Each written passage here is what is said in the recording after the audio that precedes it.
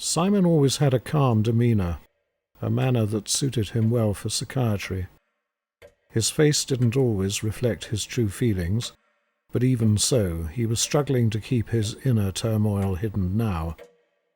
Furthermore, he was trying hard to disguise his turmoil from Prof and the abbot, because he was terrified of the consequences if they discovered the truth.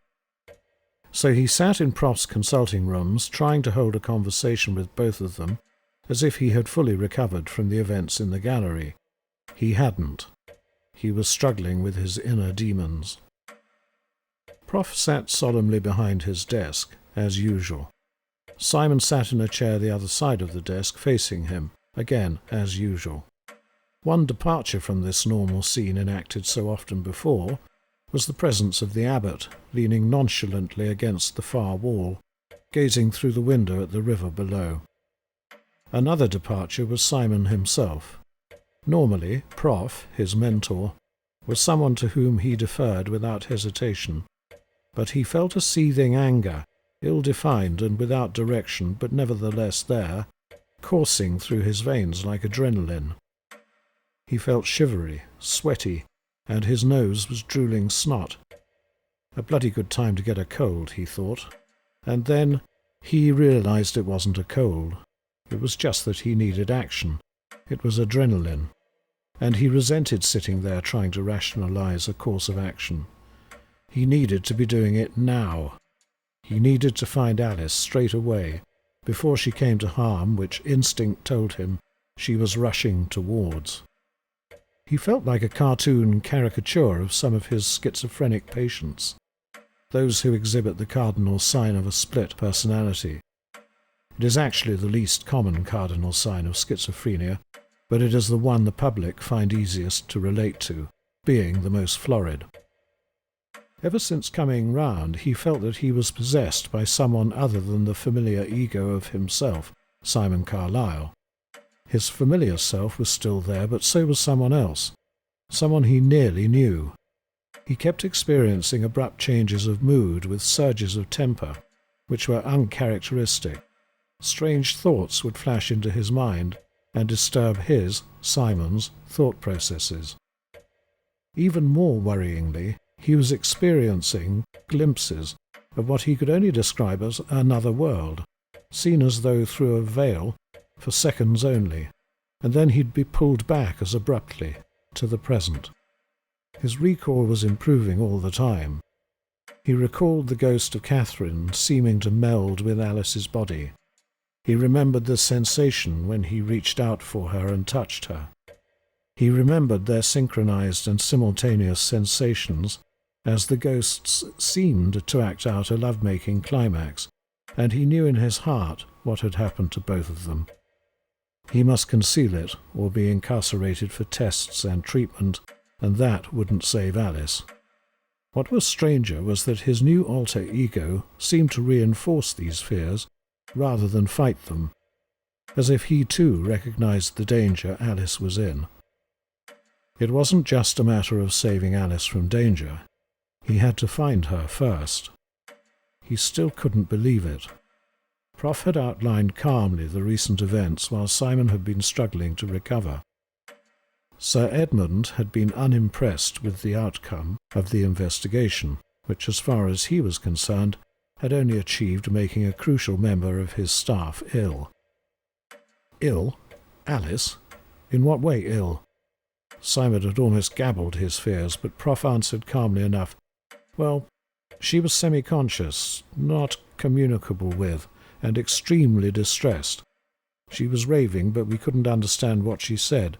I sedated her and admitted her to the ward, and then, without warning, Sir Edmund stormed into the unit accompanied by two younger men, members of his staff apparently, ranting about your incompetence and your failure to keep Alice safe, and demanding to take Alice immediately into his own care, as far away from your influence as possible. Planned or otherwise, he chose a moment when I was not at St. Thomas's, but lecturing at the Institute. Mandy tried her hardest to keep Alice. She said that Alice was unfit to be moved and that in any case My permission would have to be obtained before she could be discharged from my care, but to no avail. It is the only time I've ever heard of Mandy being bullied into submission, but he threatened her with dismissal from her post. He said he had the contacts to ensure that would happen if she obstructed him. He signed the necessary paperwork and took her away. Did he say where he was taking her? No, and he was not in the mood to answer questions. We could not have held on to Alice against his wishes. He said he was taking her elsewhere for a second opinion, and was determined to remove her immediately. He told Mandy that Alice had no living relatives, that he felt an avuncular, almost paternal protectiveness towards her, and therefore felt keenly responsible for her welfare, quite apart from her value to him as a member of his staff. He felt foolish for entrusting us with her safety, especially since you had so recklessly disregarded her care in your irresponsible decision to allow her to attend a vigil, etc., etc. The funny thing is, Mandy felt, with the benefit of hindsight, that he was acting being angry, overacting, in fact. Feigning anger, why would he have done that? I really don't know, but Mandy instinctively felt that he didn't have Alice's best interests at heart, somehow, despite his claims of paternalism towards her. But there we are. She had no right to obstruct him from removing Alice once he had signed the discharge papers, accepting responsibility. All of this had done nothing to reassure Simon, of course. The phone on Prof's desk rang and interrupted further discussion, much to Simon's relief. The abbot stood looking out of the window of Prof's consulting room in much the same way that Prof did when he was deep in thought. Simon knew what he was gazing at. The river. They were alone. Prof had just been summoned to an emergency meeting with the Board of Governors. "Chat amongst yourselves until I get back," Prof had said. "Your famous river is as mesmerizing from here as its mythology suggested it would be," the abbot said, as if he was hardly aware he had spoken aloud. He was dressed this morning in the black cassock, white dog collar, and black vestock of any Roman Catholic parish priest, but he still didn't look like one. He had too much authority and charisma for that. He turned away from the window and faced Simon. "How do you feel in yourself, Simon?" he asked gently, and Simon would have grinned openly if he hadn't been so fraught. It was exactly the opening question Simon asked of ill or awkward patients, but in the heavy Italian accent it sounded comical to Simon's ear.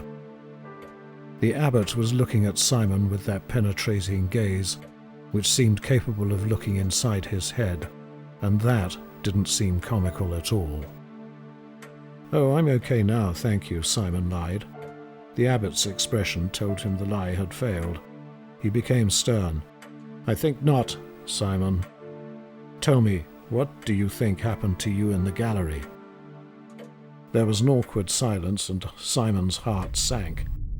"Because, you see, Simon, I believe I do know what happened to you and Alice in the gallery, and it is something for which I have the utmost regret.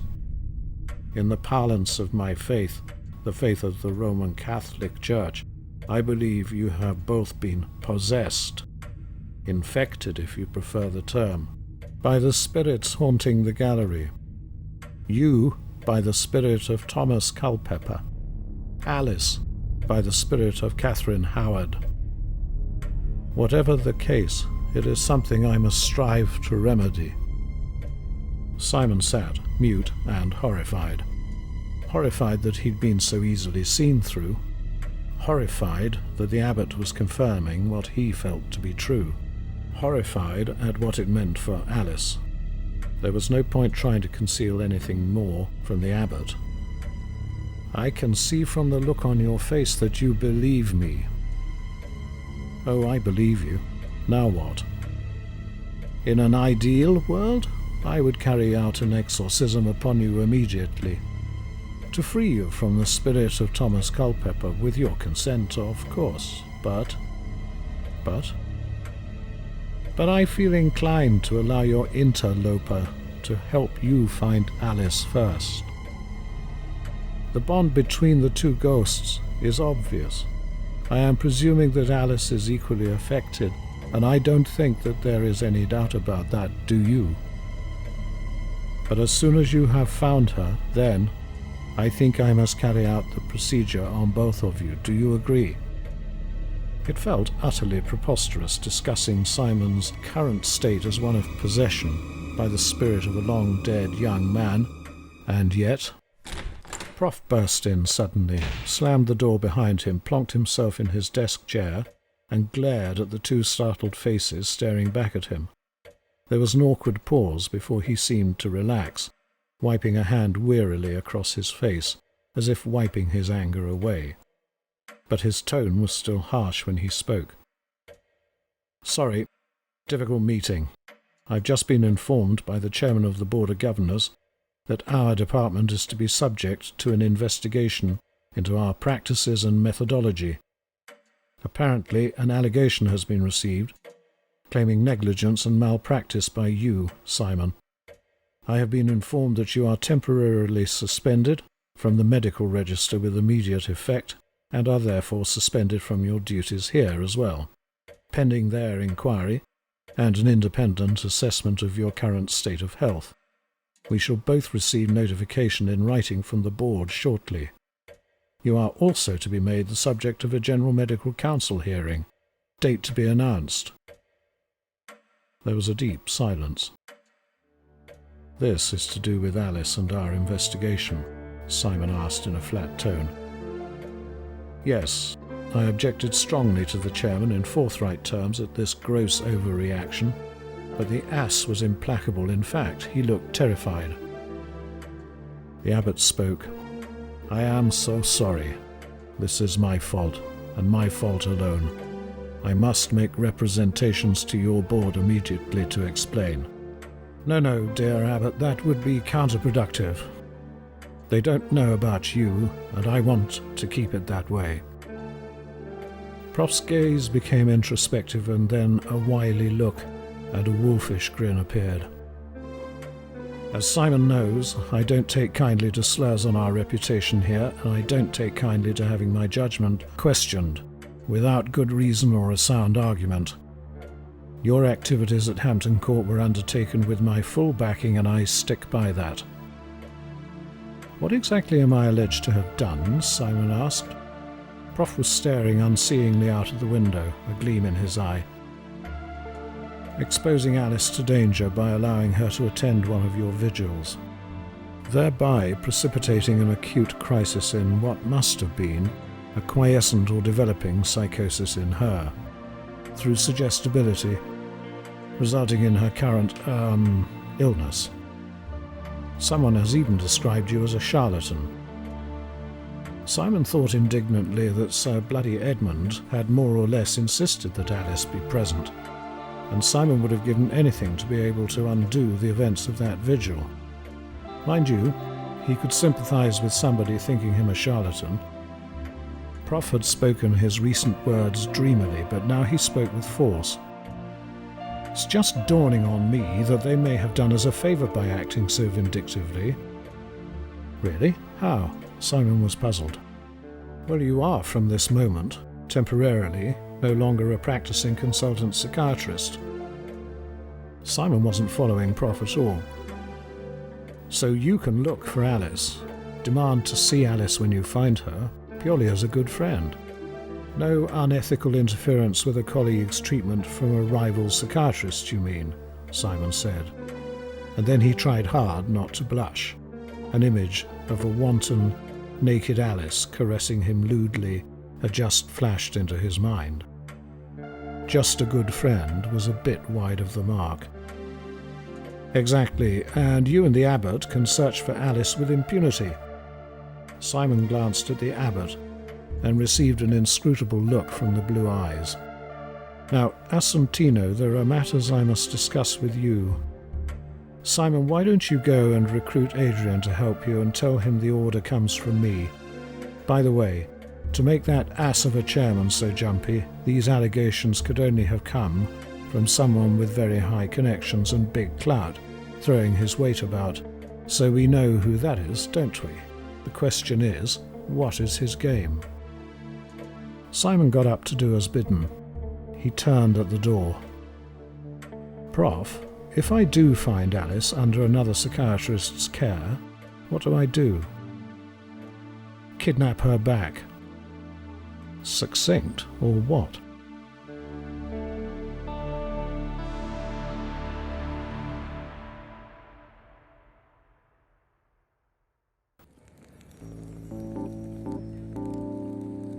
Simon left Scutari in the East Wing, went down to the ground floor, along the corridor to Victoria's statue on her plinth, turned left and went along the main corridor towards the George wards. He should have felt angry at his suspension, but in fact he felt relieved. Could he have functioned as a consultant in his present state? He doubted it. And the priority, overriding everything else, was to find Alice, which he now had a free hand to do. Well, he and his alter ego. He hoped the abbot knew what he was doing. He quickened his pace and skipped down the stairs to the underground corridor. Adrian was fiddling with a nest of wires on his lab bench as usual. "What's your doc? Feeling better?" He grinned at Simon warily. "Not bad, considering. For someone who is possessed, suspended on sick leave, castigated as a charlatan, and struck off the medical register, not bad at all. How about you?" "Yeah, okay, thanks." He looked bashful. "But I'm sorry about your problems. For a moment back there I thought you were well, you know. You were completely out of it for a while. And so was Alice. The evil was just too strong." "Alice? How was Alice?" Adrian looked miserably down at his hands. "She was worse than you, Doc. Screaming and wailing, just like the ghost." "What happened to you?" "Dunno. I must have passed out too, because the only thing I remember is my nan appearing in front of me with this strange old woman she called Wenner, and they each took me by a hand and led me away." "Away where?" "I don't know. It seemed to be towards a bright light. Then I woke up and I was back here in Casualty, and so were you and Alice, and the abbot and Prof were concentrating on Alice because she was so distressed. After a while she calmed down. I think Prof gave her something. Then they came to me, and after a lot of questions and a long examination, Prof said I could go home. I asked what was going to happen to you and Alice. Prof said you were both going to be admitted for observation." "So you didn't see who came for Alice?" "Nah, you were both still in Casualty when I left." Prof would have contacted Sir Edmund or his office to notify them of his plan to admit Alice in the circumstances. "You know why I'm asking that, do you?" "Well, Prof said just now that you must find Alice and I might want to help." "That's right. What do you think?" "Yeah, of course I will. I was scared stiff for both of you. I felt guilty that my nan had helped me and that you two had no help. The way Alice was behaving, it seemed she'd become the bloody ghost, so I reckoned you'd both been got at, possessed or something, because you both collapsed at the same time. I did have some help, actually." "Yeah, I know. The abbot sorted you out." "No, not the abbot. Rosie came to me and led me to the light, just like your nan led you." "You're kidding me." He looked shocked. "I thought what I had was a dream." "So did I. But Nan's been dead 10 years. And Rosie, I know. So what are we going to do?" "We're going to find Alice as fast as we can. I suppose we're just going to have to contact the admissions office of every bloody hospital in London with a psychiatric inpatient facility until we find her." He thought gloomily about the tedium of that and wondered if they would find some other way. It would take forever. "By the way," said Adrian, did you know you've lost your chum? What? Prosser. He's left the department. Didn't you know? Simon turned to him open-mouthed. Okay, I see you didn't. Well, it goes like this. Prosser goes to the prof. Tells him he's accepted a job at the Maudsley. Then he can't resist getting a dig in about you being Prof's blue-eyed boy and he never having a chance, and about how the Maudsley is so superior. Prof was as cool as a cucumber, apparently. Asked for whom he was going to work. Prosser says, Sir Alistair Connaught, all boastful, stressing the title. Prof asks, when are you expected to start? As soon as I've worked out my notice here, says Prosser. Well, I wouldn't wish to disappoint Sir Alistair by making you work out your notice here. Tell him you're available immediately, says Prof. Prosser blusters about not wanting to leave him and the department in the lurch, given that you're not up to working. Actually, the words were fucking useless, chasing his bloody ghosts. Well, you know the way Prof goes totally cold and formal when he's really angry? He congratulated Prosser on his appointment and said that he expected him to clear his desk and wrap up his research by the end of the week. Prosser realises this isn't going the way he expected. He'd looked forward to rubbing your nose in it. Prof has gone even colder. Goodbye, Gerald, he says. Remember me to your new boss. And remember, teamwork is essential. Yes, says Prosser, nonplussed, heading for the door. He's got the door open, he's leaving, and then Prof says, with a voice like ice, you and Dr. Connaught deserve each other. How did you learn this? You weren't there. Nah, but all this happened in front of Mandy. Oh, I see. So there you go. What are we going to do now then? Find Alice. How? Don't know yet. Got to think. Okay, boss. You know where to get me. I'll be waiting. Actually, Simon didn't see, really. So that was what Prosser was up to at the Maudsley.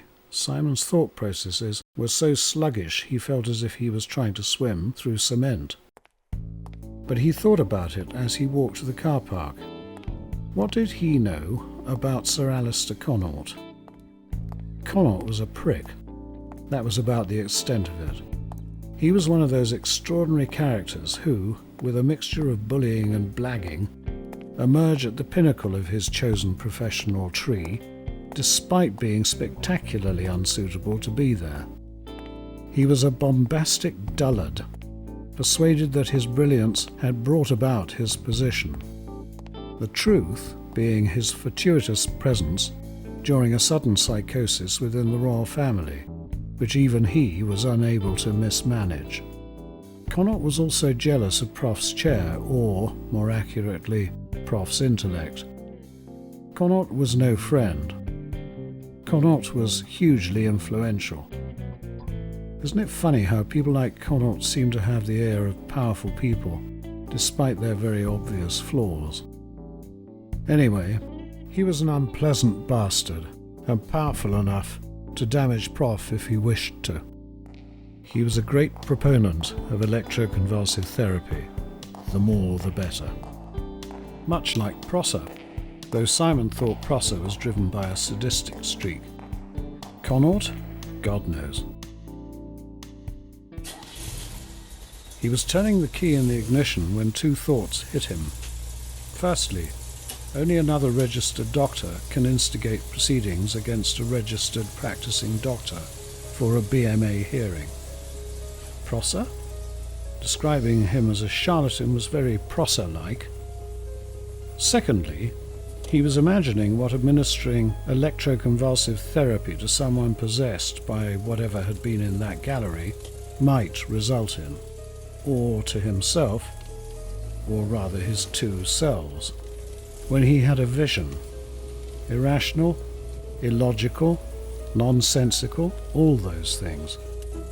Possibly his alter ego contributed. He just knew. A revelation, causing a sick feeling in the pit of his stomach. Prosser had Alice. "Bloody hell, Adrian!" he yelled at the car roof.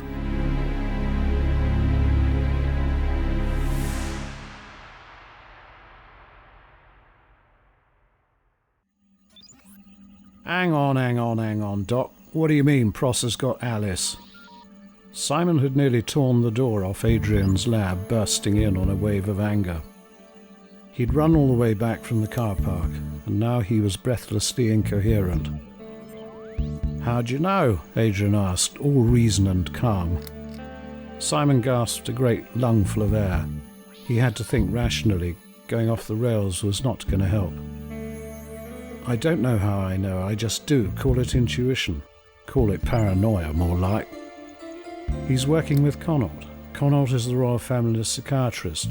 Who would Sir Edmund have been most likely to put Alice with?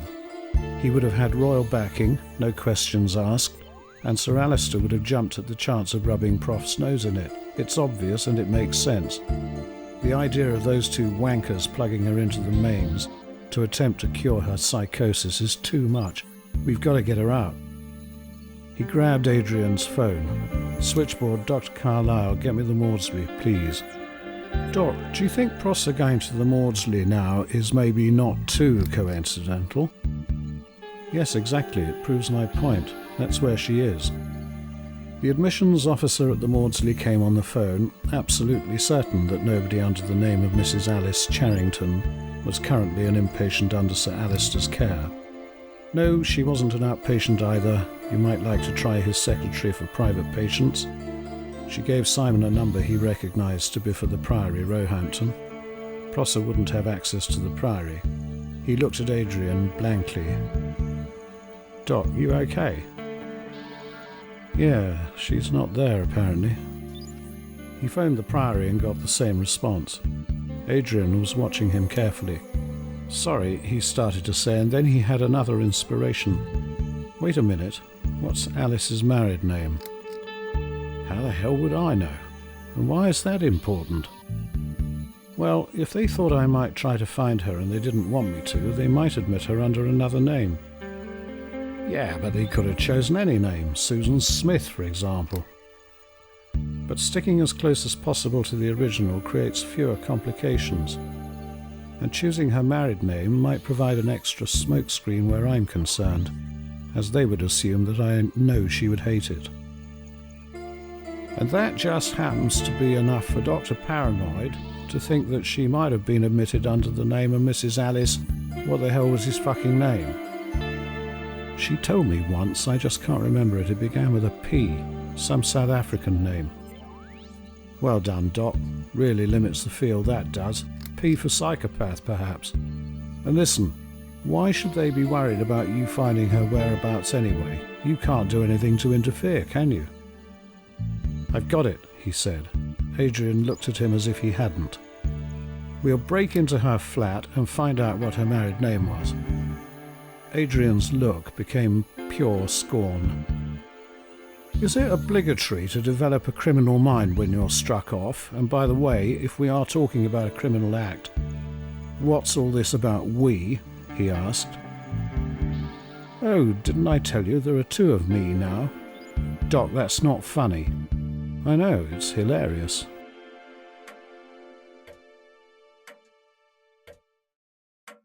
Prof looked deep into the abbot's blue eyes. Prof's gaze wavered first. "You honestly believe they're both now possessed?" "I believe so, yes." "Explain the mechanism to me, please." The abbot sighed and peered through the window before answering. Prof was almost amused. If the situation had been less serious, he would have been. He used exactly the same stalling tactic himself, a chance to marshal his thoughts.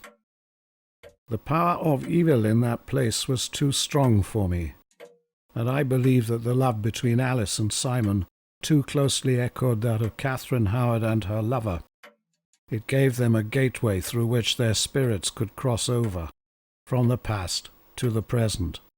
So in your language, both Simon and Alice are possessed by spirits from the past. Indeed, by the spirits of Queen Catherine Howard and her alleged lover Thomas Culpeper?" "Yes." Is this fixable? The abbot relaxed a little and became more animated. Prof had not dismissed his beliefs as nonsense. Yes, it will require faith, not just on my part, but also on theirs. But I believe I can separate the entities and send the old spirits back to their rest. You are talking of another service of exorcism? There was a brief hesitation before the abbot answered with a simple yes. Why would this attempt succeed when the early one failed? The pause this time was longer, but the reply definite. This time I would be better armed. Asentino, what do you mean by that? The abbot leant in close and replied in a conspiratorial whisper. Professor, what do you know of Satanism and the occult?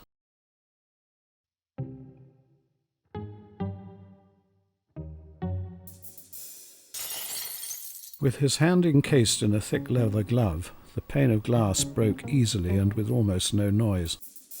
He reached in and found a simple lock which could be opened from inside without a key. He opened the door with a flourish and stepped across the threshold. Well done, Doc. No alarm, then. Adrian scrunched across the broken glass. Normally, see, you'd cut the glass out with a blob of blue tack on it, so you could handle it and pull it outside. Then you'd feel carefully round the door frame for triggers, check the floor for pressure pads, look in the corners for sensors before entering. Thanks for your professional help, Adrian. It's always welcome.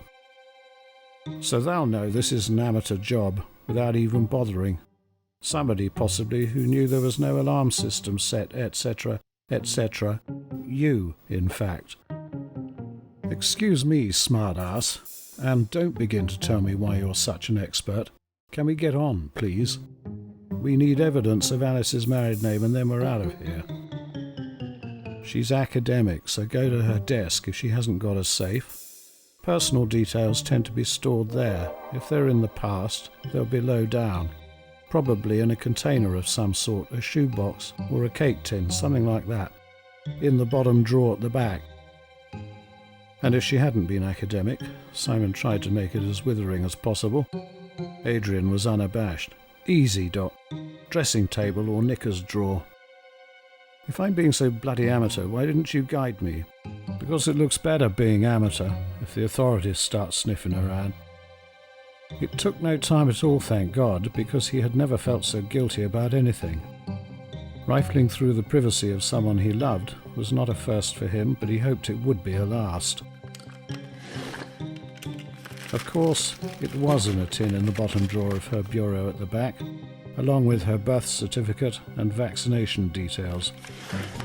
The marriage certificate showed her ex-husband's name to be Pretorius, Johannes Pretorius. Johannes Pretorius, read Emma when she squinted at the type beneath the photograph. It was stuck on the wall of the office in the ground staff room at Johannesburg Airport. She looked carefully at the man's face and eyes. It wasn't a brilliant quality photo, but it was good enough. Surely it was Julie's arsehole in the ridiculous wig. She read the rest of the typescript beneath the photograph and reread it. Oh my God, she said to herself. Oh Christ, no, please. She'd better go and find Julie. She hoped she was wrong, but she knew she wasn't. Where the hell would Julie be? Underneath or on top of the flight officer somewhere. But bloody well, where? This is the announcement of final boarding call, especially for passengers Arta, Elsa, and Virda.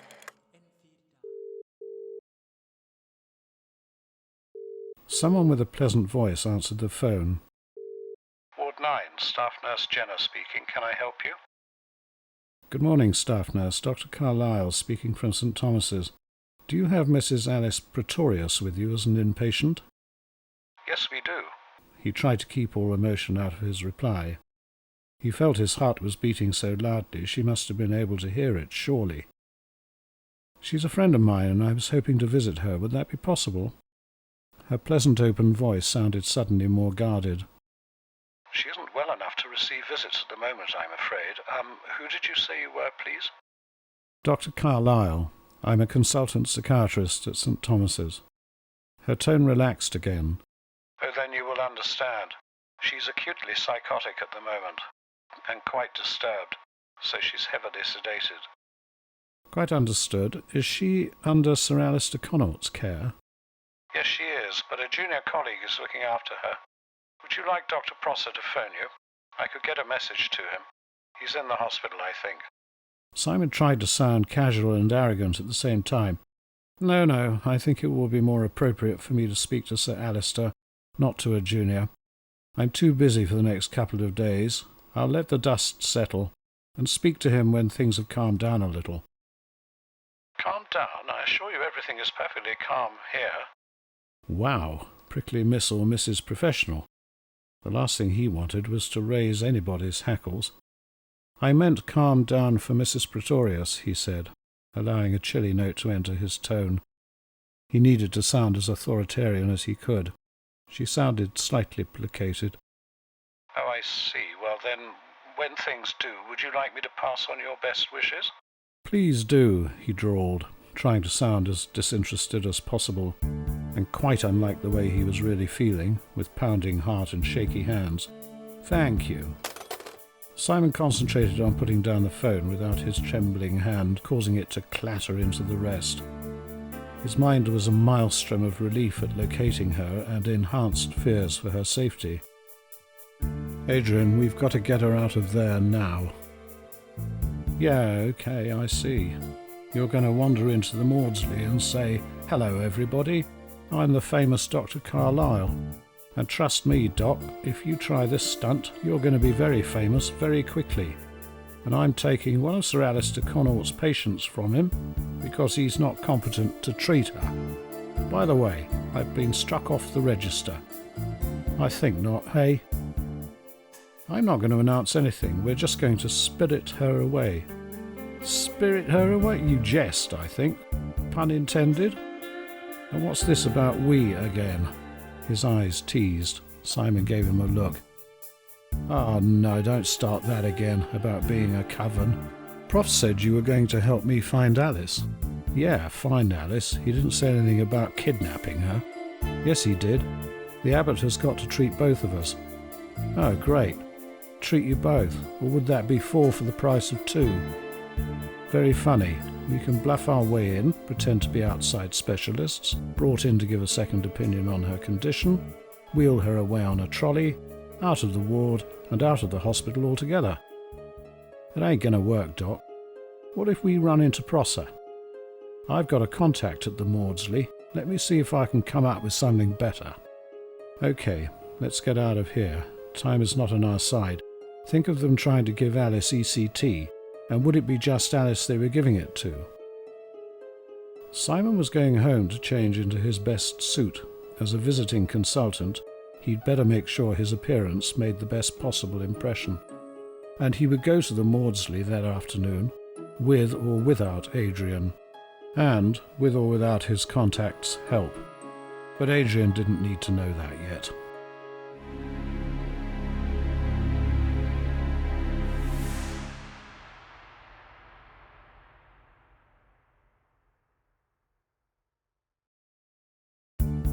Where is she? Get out before I have you thrown out. Charming or what? Simon hadn't thought this through. Waiting to hear something from Adrian, worrying about the delay and what they might do to her, he had been unable to prevent himself. He had felt an urgent need to act. With a frisson of insight, he recognized he was acting out of character and shrugged the thought aside. He'd gone straight to the Maudsley and wandered past main reception with a calm, confident, consultant air. He knew enough of the layout of the hospital to know where the inpatient and outpatient areas were. He was passing outpatients when he spotted Prosser's back disappearing into a treatment room. Acting on impulse, an impulse he would not have possessed a few days ago, he went through the same door Prosser had closed behind him. If Prosser was about to administer ECT to Alice, he'd stop him doing it. Prosser was bending over an unconscious patient, not Alice, with ECT electrodes in his hand about to put them in place when Simon interrupted him. Where the hell the anaesthetist was, God knows. Faced with his habitual venom and spittle, Simon was regretting his impulse. He should have quietly found Alice without confronting anybody. When you tell me where Alice Charrington is, I'll leave, but not before. Prosser looked at Simon as if he couldn't possibly be real. He looked maniacal. And then he did something Simon could not have anticipated. He lunged ferociously at Simon's throat, got his tie, and pulled him closer. His other hand, still holding the electrodes, moved rapidly towards Simon's head. Simon was so amazed by what Prosser was about to do, and it dawned on him so slowly, that he almost let him do it. And then he completely lost his temper, another thing that would not have occurred a few days ago. Rage from deep inside roared to the surface in a bubble of pure hatred and burst from him in a sudden surge of manic energy. Simon found a strength he didn't know he possessed, and moving towards him rather than away, managed to knee Prosser hard in the groin, at the same time wresting the electrodes from his grasp. Prosser stopped concentrating on Simon and started concentrating on his groin. Simon set the electrodes on Prosser's head in one movement, which is what Prosser had been trying to do to Simon, thrust him away so he had no further contact with him, and flicked the switch. Yes, you try it, you bastard. There was a crack of arcing electricity and a smell of singeing. The electrodes hadn't been very well positioned. Prosser gave a satisfying screech through blood-flecked lips. His tongue must have got in the way, and arched manically backwards until his head nearly touched his heels, before plunging sideways to the ground in the induced grand mal fit. His violent thrashing tore the electrodes off. A door in front of them flew open and a bemused figure appeared. What the hell's going on? He was youngish, presumably an anaesthetic registrar. Are you the anaesthetist? Yes. Where the hell have you been? You've got an anaesthetized patient here, or hadn't you noticed? Yeah, well, we've too many patients to treat, as usual, so we're doing several at a time. But what's happened to Dr. Prosser? The anaesthetist sounded defensive now, which was good. I have no idea. It looks like he met with an accident. You'd better attend to your patient. He's coming round. I'll deal with Dr. Prosser. The anaesthetist looked confused and uncertain what to do. Get on with it, Simon suggested. But who the hell are you? A visiting consultant. I heard the commotion in here as I was passing the door. He checked Prosser, trying to keep any guilt from his face. Prosser was okay, breathing through a clear airway, no longer bleeding, and beginning to come round. He'd survive, unfortunately. He would have no recollection of the event, because the procedure induced amnesia as in a spontaneous fit. He might recognize Simon straight away when he woke up, though.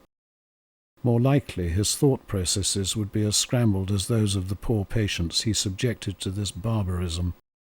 High time Simon made himself scarce, nevertheless. He tried to sound as arrogant as possible and to radiate a suitable disdain. You try to sort this shambles out while I summon help. Sir Alistair himself would have been proud of the manner in which he swept from the room. He walked rapidly away from the treatment rooms, still in Sir Alistair Connaught mode. He was feeling increasingly proud of his act as he swept round the next corner into the main corridor and walked straight into the arms of Adrian. Fucking hell, Doc, well met. Adrian didn't pause, just turned him on his heels and propelled him along another side corridor and through swing doors into the service staircase.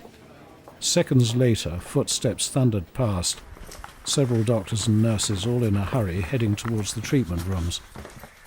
What the hell have you been up to, Doc, rushing off like that? And now all this mayhem. Adrian started to lead him down the staircase. Simon didn't want to think about what he'd left behind. He was beginning to feel very guilty about what he'd done to Prosser. Where the hell was this behaviour coming from, as if he didn't know? So he tried jocularity. Where are we going, Adrian? Underground as usual. You like it down here, don't you? Must be some troglodyte blood in you. Yeah, Doc. Unlike you, I've got friends in low places. He led Simon into the basement corridor. The lighting was dim. The ceiling was covered in the usual tubes and conduits of all the services going into the hospital, just like the one at St. Thomas's. There were many unmarked doors. Adrian paused and knocked softly at one. A young woman with jet black hair and eyes, olive skin, and a spectacular bosom opened it, and her eyes widened when she saw them. She pulled them inside and checked the corridor up and down before closing and locking the door behind her. "That was quick. How did you find him so soon?" "He found me, sort of. Doc, meet a very good friend of mine, Dolores Nunez." Dolores gave Simon a warm smile as she shook his hand. "Welcome. Enchanted to meet you. Adrian speaks so much of you." She spoke good English with a strong Castilian accent. Simon gave Adrian a look. "Dolores is the chief pharmacist here," Adrian said, and unconsciously ran a hand over her bottom without getting his head knocked off. More than just a good friend, then. "Pleased to meet you," Simon said, giving Adrian another quizzical glance. Adrian failed to mention a beautiful Spanish lady. She smiled shyly, and Adrian had the grace to look abashed. "I warned you he was a charmer." She turned on him, those marvellous eyes flashing with mock ferocity. "You mean you don't think I'm beautiful?" "No, I think..." She made a gesture as if to go to slap him. He pulled her to him. "I think you're the most beautiful woman I've ever seen." "Hey, you love birds, stop it. Hope you to find Alice." Adrian let Dolores go and looked serious. "We found her, Doc. She's in a side ward, and don't worry, they don't appear to have started treating her yet." "That's odd. I wouldn't have thought Connaught was one to hang about. So how do we get to her?" "Well, that's going to be difficult. You seem to have created a bit of a disturbance up there. By the way, what happened?" He told them. They looked shocked. "He was going to stick the electrodes on me. I lost my temper and beat him to it, that's all." "Bloody hell, Doc, you gave Prosser ECT without an anaesthetic." "He must have loved that. General Medical Council are going to love it too." He looked at Simon with admiration. "I wish I'd been there. Makes things more complicated, though. The reason I grabbed you and brought you down here was that Dolores learned that there was a warning to watch out for you amongst all the staff who had anything to do with Alice. So you can't just wander about the hospital. You wouldn't have got near her anyway, but now..." "So how did you know I'd try?" "Oh, come on, Doc. You went absent. It's what I would have done. But I had the advantage of knowing someone working here, which is how I was able to be one step ahead of you." "Can you help us now, Dolores?" Simon asked. "To get Alice out of here?" She cocked her head on one side, frowning.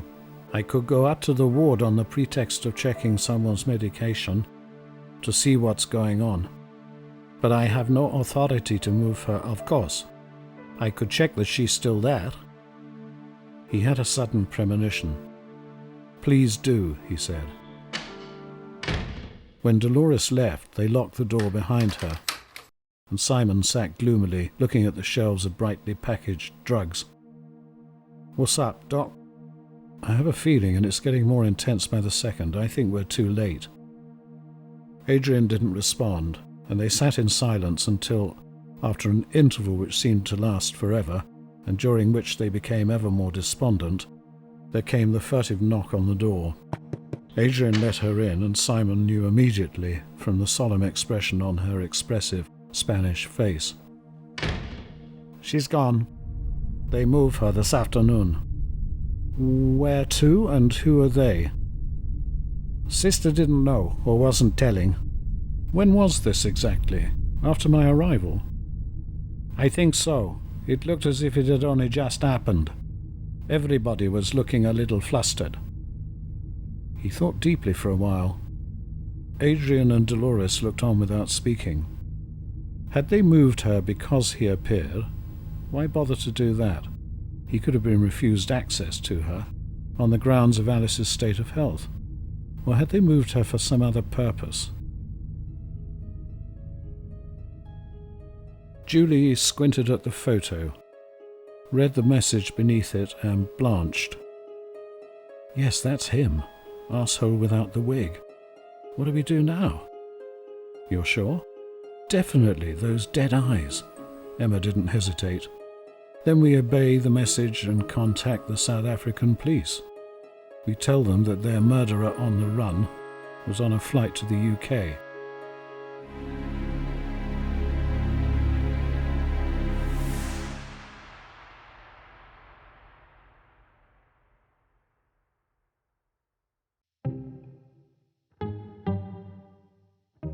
Of course, Doc, the way to guarantee getting arrested is to return to the scene of your original crime and do it again.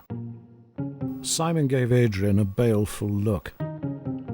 Thanks for the expert and unsolicited advice. They were sitting in Alice's flat going through paperwork in her desk. They were looking for more information, any information, on Johannes Pretorius, and they had been there far too long already as far as Simon was concerned. Removing his hasty hardboard repair to the empty pane, where he'd smashed the glass, had been easy. Finding anything about the elusive Pretorius among Alice's paperwork had not. He had gone through all the papers in Alice's tin box first. He returned to it now. Birth certificate, marriage certificate, which identified both of Pretorius's parents as deceased at the time of their son's marriage. Other personal papers which were unrevealing, a bundle of letters tied with a ribbon, which he did not explore. They looked like love letters, but apart from that, nothing. Suddenly Adrian hissed at him to switch his torch off. They were plunged into total darkness. "Doc, someone's coming." He heard footsteps approach the front door. The sudden invasive jangle of the doorbell was so loud it made them both jump. He sat on the floor holding his breath. A flashlight played across the curtains. They had pulled them well across the front windows so they shouldn't be visible from outside, and there were no gaps to shine a beam through. Thank God he'd carefully screwed the hardboard back into the space of the broken pane in the back door. They listened to another jangling cacophony as whoever it was leant on the doorbell at length. Then they heard the footsteps retreating. He thought he could hear them going to the back of the house. Sure enough, the torchlight beam was soon playing up and down the hallway outside the room.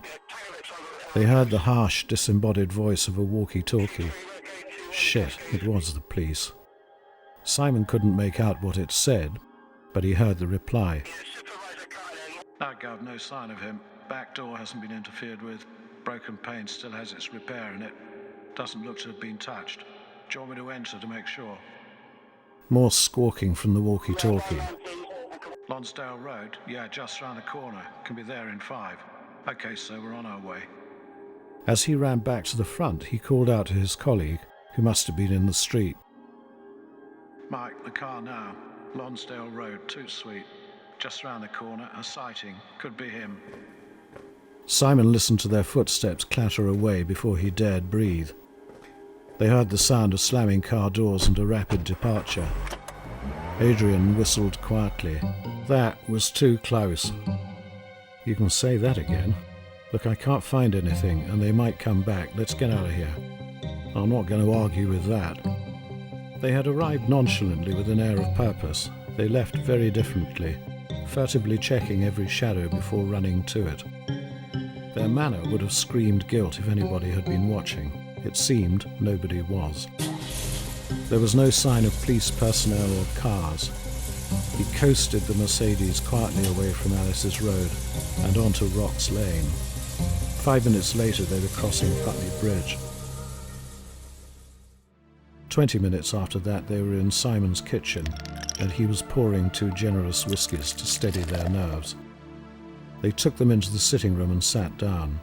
Adrian sipped at his quietly for a while before he spoke. "That was a close call, wasn't it? Don't want to be repeating that exercise too often, eh?" Simon didn't reply, and Adrian glanced across at him. He was staring into space miles away, thinking about God knows what.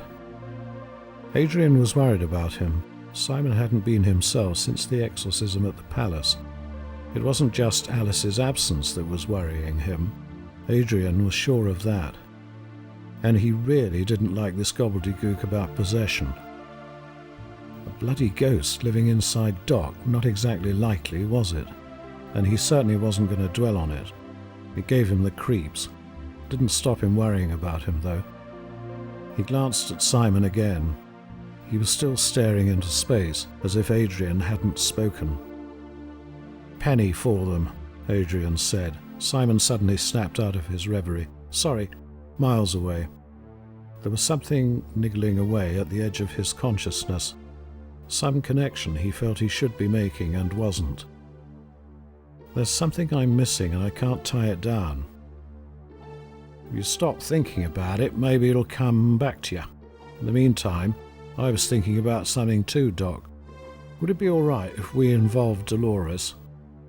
She may be able to find out from someone at the Maudsley where Alice was taken, or where the hospital staff were told they were taking her if she persists. She can be very persuasive, and she's got lots of friends there." "Okay," Simon said doubtfully, "but they're unlikely to have told anyone the truth at the Maudsley." Early next morning, Dolores was sitting on Simon's sofa alongside Adrian, her eyes flashing. "The ward was told that Alice Pretorius was being taken to the Priory in Roehampton." She shrugged eloquently. "This sounds plausible. Sir Alistair has private beds there, but—" She paused. "I have a friend at the Priory. I spoke to her earlier. No such arrangement has been made. Alice is definitely not there. Then, as I was leaving to come here, I bump into another friend who's just coming off night duty. We chatted as we walked out together. When she arrived yesterday late afternoon for work, she had been impressed by an important-looking limousine parked on the ambulance ramp. I questioned her closely about the car. There were 3 men guarding it. She thought they had an official air. She passed close by out of curiosity and overheard 2 of the men talking. One was complaining to the other about having to chauffeur a nutter for Sir Edmund Pemberley. She remembered the names because she thought Edmund and Pemberley unusual, and the other one asked his friend which he thought was going to be the quickest route. She picked up Adrian's habit of the dramatic pause. "To Hampton Court." There was a profound silence which was broken after a while by Simon. Why on earth would they take her to Hampton Court? To hide her? And from whom? Me? They can't give her psychiatric treatment there. They can't mean to treat her at all. So what do they plan to do with her? The other 2 remained silent, and Simon felt an increasing feeling of dread, and then he had a sudden flash of insight as if a spotlight had been turned on. He sat bolt upright with alarm and fear. "What?" asked Adrian, his fright obvious. "I've just realized what was niggling away at me, of course. How bloody stupid can I get?" "What?" Adrian nearly howled the question this time. "What did that cop say at Alice's into his walkie-talkie? He said that there was no sign of him. Who is this him? They were searching for a man. They got another potential sighting and left. Who would the police be searching for urgently who is connected with Alice? It can only be one man. It can only be her psychotic, double-murdering ex-husband, apparently on the run from his prison in South Africa. They must have evidence that Pretorius has made it into the UK, and he will only have come here for one reason, and that is to kill Alice.